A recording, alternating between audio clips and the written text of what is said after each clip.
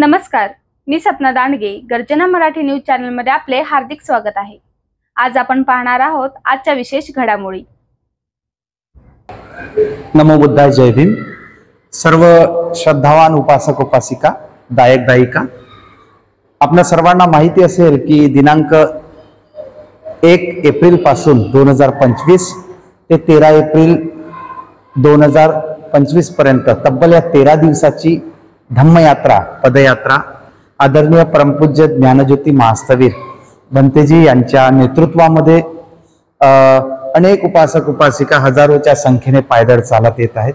या परमपूज्य डॉक्टर बाबासाहेब आंबेडकरांना अभिवादन करण्यासाठी आणि त्यांच्या कार्याला वंदन करण्यासाठी ही धम्मयात्रा, ही पदयात्रा आदरणीय भंतेजींच्या नेतृत्वात निघालेली आहे. तरी माझ्या सर्व बांधवांना मी सर्वांना सांगू इच्छितो की उद्या ही धम्मयात्रा, पदयात्रा आपल्या या संग्रामपूर तालुक्यामध्ये आदरणीय परमपूज्य ज्ञानज्योती महास्थवीर भंतेजी व संपूर्ण भिक्खू संघ व उपासक उपासिका संघ या पायदळ चालत चालत या धम्मभूमीमध्ये, या संग्रामपूर या भूमीमध्ये पोहोचत आहे. तरी माझ्या सर्व उपासक उपासिकांना, लहान लहान चिमुकल्यांना, बालबालिकांना मी सर्वांना सूचित करतो की आपण या आजच्या उद्याच्या या ज्या कार्यक्रमात संग्रामपूर तालुक्यामध्ये भव्य आणि दिव्य असा मोठा कार्यक्रम होणार आहे आदरणीय भंतेजींच्या या पदयात्रेच्या माध्यमातून. तर आपण सर्वांनी या पदयात्रेमध्ये सामील व्हावं.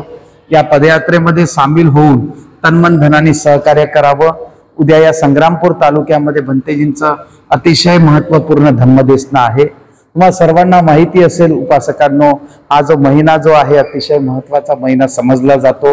याच महिन्यात अतिशय महत्त्वाचा, कारण उद्याचा दिवस म्हटला की सम्राट अशोकाची जयंती, आणि ह्या जयंतीचा काळ, ह्या सम्राट अशोक जर नसते तर तुम्हाला सर्वांना भगवान बुद्धाचा इतिहास दिसला नसता, आणि जर त्यांनी जर स्तूप जर कोरले नसते तर बाबासाहेबांना अभ्यास करण्यासाठी मुबलक असा पाठपुरावा मिळाला नसता. म्हणून या संपूर्ण सत्पुरुषाची जयंती या महिन्यात येत असते.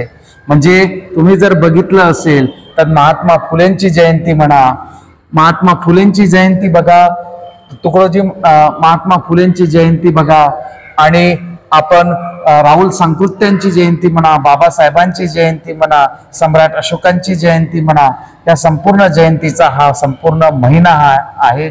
तर या महिन्याला आपण सर्वजण सेलिब्रेट करण्यासाठी, साजरा करण्यासाठी आपण सर्व तालुक्यात, गावागावात, नगरात ही पदयात्रा जात आहे. आणि लोकांना धम्म सांगून या पदयात्रेमध्ये सामील होऊन सारे लोक या बाबासाहेबाच्या क्रांतीभूमीला अभिवादन करण्यासाठी, जन्मभूमीला अभिवादन करण्यासाठी इथून चाललेले आहेत. म्हणून माझ्या या संग्रामपूर तालुक्याच्या लोकांना मी सूचित करतो, उद्या आपण सर्वांनी तन्मन धनाने या संपूर्ण कार्यक्रमाला सहयोग द्यायचा आहे आणि या कार्यक्रमाला उपस्थित राहायचं आहे. मित्रहो, आपणा सर्वांना माहिती आहे या देशामध्ये तुमची आमची लढाई क्रांती आणि प्रतिक्रांतीवर आरूढ आहे. तुम्ही या संग्रामपूर हे जे नाव आहे हे तर अलीकडे पडलं, परंतु याचं बुद्धिस्ट नाव जर आपण बघितलं तर संघारा होतं, आणि बुलढाण्याचं नाव बुद्धठाणा होतं. इथे भोन नावाचं एक खूप मोठं बौद्ध स्तूप आहे की राजा सम्राट अशोकांनी ते स्तूप बनवलं. तुम्ही जर त्याची वास्तुस्थिती जर बघाल ते अतिशय, ह्या सरकार झोपलेली आहे, या सरकारला काही घेणं देणं नाही. ज्या पद्धतीनं बोधगया महाबोधी महाविहाराचं विहार आहे तेवढंच मोठं विहार या बुद्धठाणामध्ये, या बुलढाणा या नगरीमध्ये, बुलढाणा या जिल्ह्यामध्ये, आणि अलीकडे आपलं संघारा अगदी जवळ आहे. तर या संग्रामपूर तालुक्यामध्ये अतिशय सुंदर असे स्तूप आहे. आणि अलीकडे तुम्हा सर्वांना विसर पडला, म्हणून आपल्याला या संपूर्ण अस्तित्वाचं जाणीव असली पाहिजे.